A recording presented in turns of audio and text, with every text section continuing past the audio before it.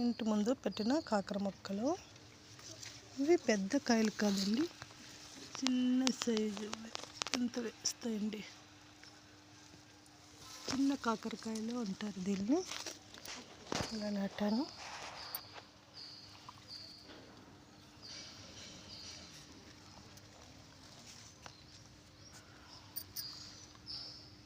కప్రెల్ వామాకు అంటారు. చిన్న చిన్న కాయలు కాస్తున్నాయి, చాలా బాగుంటాయండి. ఇప్పుడిప్పుడే పండుతున్నాయి చెట్టులో. దీంట్లో వంకాయ మొక్క పెట్టాను. దానిపైకి తేనెటీగేమో వచ్చింది. అలాంటివి దానిపైన ఒక దాన్ని పెడుతుంటేనే మనకు కాయలు బాగా కాస్తుంటాయి. ఆకులు పువ్వుల పై నుంచి ఉంటేనే. ఇది వచ్చేసి బెండకాయ, చిన్న మొగ్గలు, మళ్ళీ పువ్వు ఇంకా ఉంది. దీనిలోనే మళ్ళీ వంకాయ నారు, మిరప నారు పోసాను.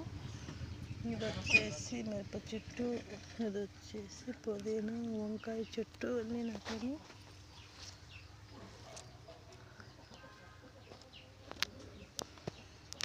కాకర చెట్టుకు తీగలు పందిలు పెట్టాము, బాగా కాస్తాయనేసి. అది వచ్చేసి టమోటా చెట్టు.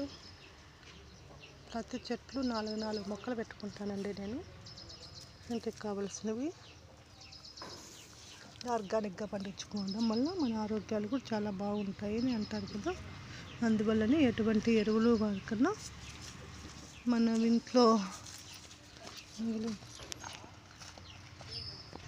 కిచెన్ వేస్టేజ్తోనే తెల్లగడ్డ, ఎర్రగడ్డ మొక్కలు, మనం వేస్ట్ అయినవి కూరగాయలు ఇవి వేస్టేజ్ ఇవి అంతా వేస్తామండి.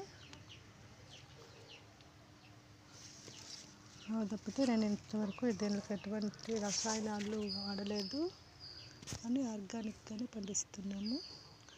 ఇంటి ముందర మిరప చెట్లు పెట్టాను, బెండకాయ మొక్క పెట్టాను. అప్పుడెప్పుడు ఆవు చెట్టు వచ్చేసి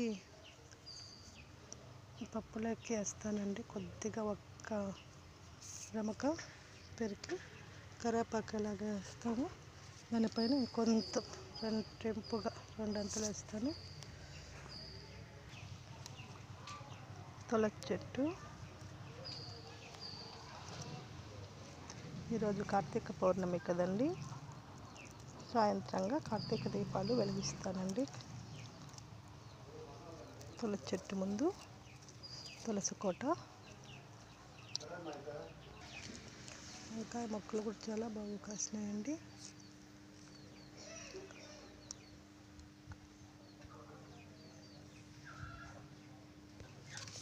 ఇది వచ్చేసి సద్ద వెన్నండి, అలా కాసింది.